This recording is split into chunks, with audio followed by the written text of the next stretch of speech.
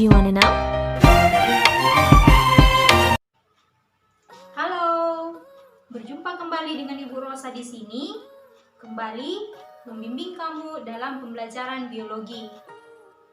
Kali ini kita akan bahas tentang reproduksi virus. Seperti yang kamu ketahui sebelumnya bahwa virus itu merupakan organisme parasit obligat intraseluler. Artinya apa? Bahwa virus itu tidak akan bisa hidup dan berkembang biak di luar tubuh inangnya. Dan ingat bahwa inang dari virus itu adalah makhluk hidup. Bisa itu berupa tumbuhan, bisa berupa hewan, bahkan bisa juga berupa manusia.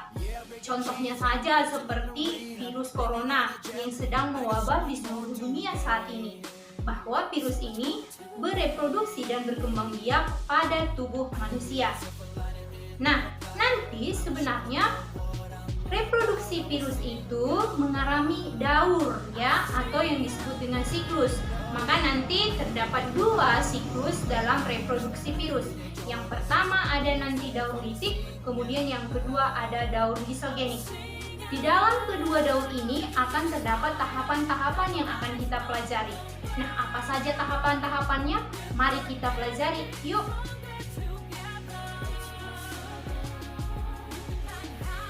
Reproduksi virus.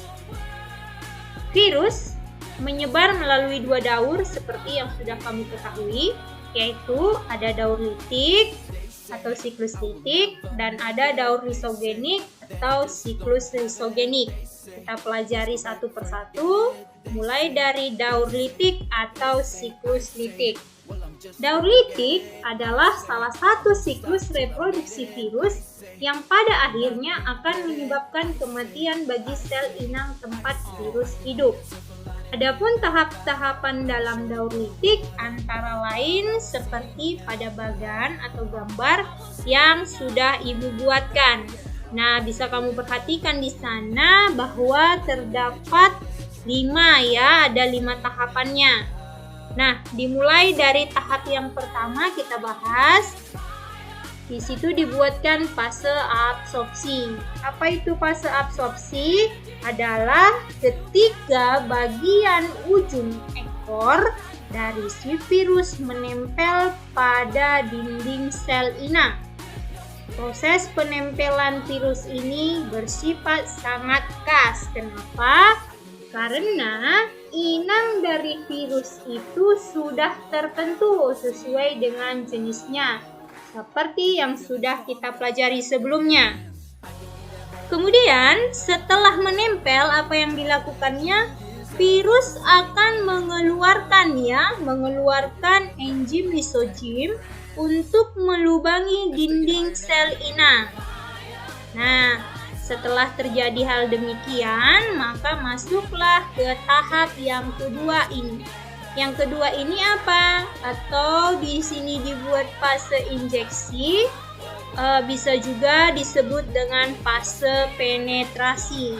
Nah, apa yang terjadi pada fase ini? Fase injeksi atau fase penetrasi adalah ketika DNA atau RNA virus masuk ke dalam sel inang. Ya, masuk ke dalam sel inang. Bagian tubuh yang nantinya masuk ke dalam sel inang ini hanyalah asam nukleat. Ingat ya, hanya asam nukleat. Terus bagaimana dengan kapsidnya? Kapsidnya hanya akan tinggal di luar tubuh inang dan akan terlepas dengan sendirinya setelah tidak berguna lagi. Nah, jadi di dalam ini sudah kamu nampak ya, di dalamnya sudah terdapat DNA atau asam nukleat dari si virus. Kemudian dilanjutkan ke tahap ketiga atau fase ketiga, yaitu fase sintesis. Nah, apa yang terjadi pada fase sintesis? Perhatikan di gambar bahwa terjadi proses penghancuran DNA sel inang. Ya, lihat terjadi proses penghancuran DNA sel inang. Sehingga nanti sintesis DNA sel inang ini akan berhenti bekerja. Tetapi setelah proses ini berhasil, DNA sel inang kemudian digantikan oleh DNA atau RNA virus, sehingga viruslah yang mengendalikan secara utuh kehidupan dari sel inang. Tujuannya apa? Adalah untuk membuat salinan asam nukleat virus, baik itu berupa DNA ataupun RNA, yang kemudian membentuk berbagai komponen tubuh virus seperti ekor dan kapsid. Nah, kalau demikian, kalau sudah ada nih komponennya, apa yang dilanjutkan setelahnya? Yaitu fase perakitan. Apa itu fase perakitan? Yaitu fase perakitan tubuh virus yang masih terpisah-pisah seperti kepala, ekor, dan serabut ekor yang kemudian menjadi virus yang utuh. Selain itu, kapsid utuh yang terbentuk juga kemudian diisi oleh DNA atau RNA, sehingga proses reproduksi ini berhasil menciptakan virus yang baru. Lihat ya, di dalamnya sudah terbentuk virus yang baru. Nah, pada fase perakitan ini nanti dari satu sel inang bisa dihasilkan 100 bahkan 200 buah virus baru. Nah, kalau sudah terbentuk virus-virus baru di dalam tubuh inang, apa yang terjadi? Maka akan masuk ke fase lisis atau litik yang kelima, ya. Fase lisis ataupun fase litik. Nah, apa itu fase litik? Nah, fase litik di sini si enzim, ya, enzim lisozim yang tadinya dikeluarkan pada awal untuk masuk itu juga berfungsi di sini. Untuk apa? Untuk membuat dinding sel inang mengalami perpecahan di akhir fase reproduksi virus. Dikeluarkan. Jadi nanti dinding sel dari si inangnya akan mengalami lisis atau hancur, sehingga virus-virus yang ada di dalamnya akan terlepas keluar, yang telah siap melakukan replikasi ulang dengan menemukan sel inang yang baru. Nah, ini dia ya, lihatlah pecah dia kan. Nah, akhirnya virus ini akan keluar dan akan menginfeksi inang yang baru. Nah, bisa dipahami ya, boleh kamu singkat nih. Catat nih ya, bahwa tahap daur litik itu bisa kamu singkat dengan ane si pelit. Ane itu apa? A-nya absorpsi, N-nya penetrasi, C-nya sintesis, P-nya perakitan, lit-nya litik. Ya, jadi 5 tahapannya: absorpsi, penetrasi, sintesis, perakitan, dan litik. Untuk lebih jelasnya kamu bisa lihat animasi berikut ini. The lytic cycle is a viral reproductive cycle in which a virus takes over all metabolic activities of a cell, replicates itself many times, then destroys the host cell. A bacteriophage attaches to a bacterial host cell by recognizing and locking onto a specific receptor site on the surface of the host cell. The virus then injects its DNA into the host cell. The empty coat remains outside the cell.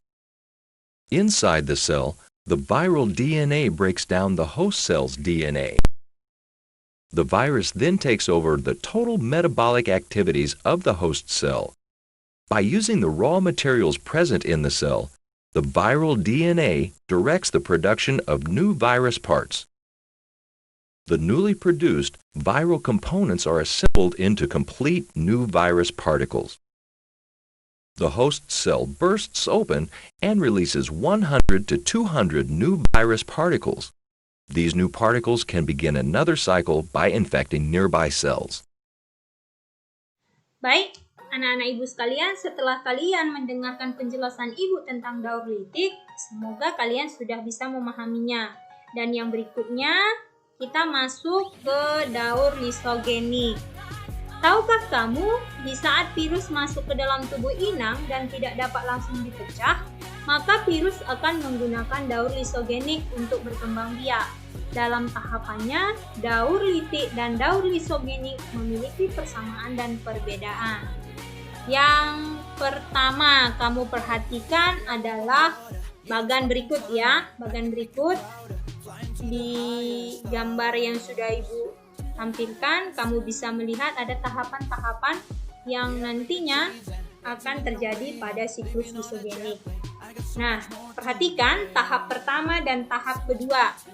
Tahap pertama dan tahap kedua ini sama halnya dengan tahapan yang berada pada daur litik, yaitu tahap pertama absorpsi, yaitu di mana si virus akan menempel pada dinding sel inang. Kemudian memasuki tahap kedua atau fase injeksi atau penetrasi ya, di mana DNA virus akan masuk disuntikan ke dalam tubuh inang. Nah, setelah itu masuklah fase penggabungan. Kenapa rupanya dengan fase penggabungan ini? Fase penggabungan ini awal dari perbedaan pada siklus lisogenik dan siklus litik, yaitu di mana pada fase penggabungan terjadi ketika inang yang virus tempati cukup kuat, sehingga virus tidak bisa mengambil alih kendali. Jadi materi genetik dari virus akan bergabung dengan materi genetik inang dan membentuk prophage atau yang disebut dengan provirus. Ini ya, kamu perhatikan dia menggabung di dalam DNA dari inang. Kemudian fase berikutnya itu fase pembelahan. Nah, pada fase pembelahan ini nanti si inang yang membelah. Ya, inangnya membelah, maka karena di dalamnya tadi sudah terdapat provirus dalam DNA, maka DNA inang ini juga ikut membelah. Nah, nanti DNA inang ini kan udah ada provirusnya, maka provirus juga akan ikut membelah. Saat si inang bertambah banyak, maka provirus juga akan bertambah banyak. Tahapan berikutnya muncul ya, ketika nanti sel inang lemah ya, ketika nanti sel inang lemah atau dalam keadaan yang tidak menguntungkan, seperti misalnya terkena radiasi dan sebagainya, virus akan langsung memisahkan diri ya. Virus akan langsung memisahkan diri. Kemudian setelah memisahkan diri, dia akan menghancurkan DNA sel inang, ya kan? Menghancurkan DNA sel inang dan mengambil kendali. Lalu proses yang terjadi akan sama dengan tahap sintesis pada fase litik. Ya, ini pada fase litik. Apa yang terjadi tadi pada fase sintesis, yaitu penghancuran DNA sel inang ini sehingga membuat DNA sel inang berhenti bekerja. Kemudian DNA sel inang ini kemudian akan digantikan oleh DNA sel virus, sehingga virus mampu mengendalikan seluruh kehidupan dari sel inang. Hal ini bertujuan untuk membuat salinan asam nukleat dari si virus, yang kemudian membentuk berbagai komponen tubuh virus seperti ekor, kapsid, dan serabut ekor. Itu pada fase replikasi.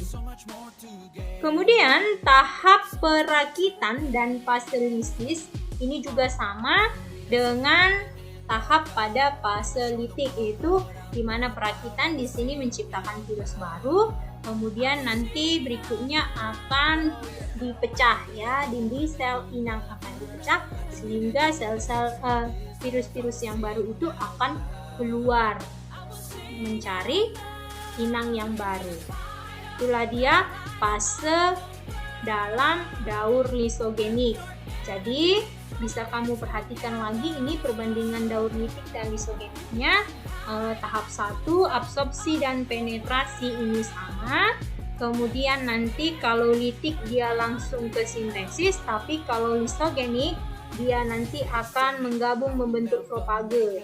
Kemudian ini akan membelah.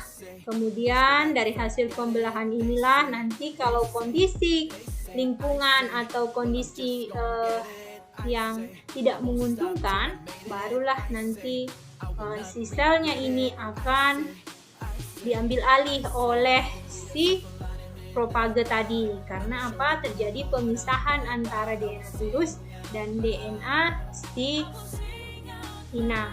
Kemudian akan memasuki tahap sintesis di sini, kemudian tahap perakitan dan tahap lisis atau litik. Jadi itu persamaan dan perbedaannya. Untuk lebih jelasnya kamu bisa lihat lagi animasi berikut ini. In a lysogenic cycle, viral nucleic acid becomes part of the host cell's chromosome and is replicated with it. Eventually, the virus enters a lytic cycle and kills the host cells. A bacteriophage attaches to a bacterial host cell by locking onto a specific receptor site on the surface of the host cell. The virus then injects its DNA into the host cell. Once inside the cell, the viral DNA inserts itself into a specific site in the chromosome of the host cell. Viral DNA is then called a provirus. During cell reproduction, the host cell copies the provirus genes along with its own DNA. The provirus is inactive at this time. When the cell divides, both the host genes and the provirus genes are passed on to the two daughter cells. At any time, a provirus may leave the host chromosome and enter a lytic cycle. When this happens, the host cell's DNA is broken down and new virus parts are produced and assembled. Eventually, the cell ruptures and new virus particles are released. Demikianlah pembahasan kita tentang reproduksi virus. Kamu harus sudah tahu bagaimana virus itu bereproduksi dan berkembang biak. Oke?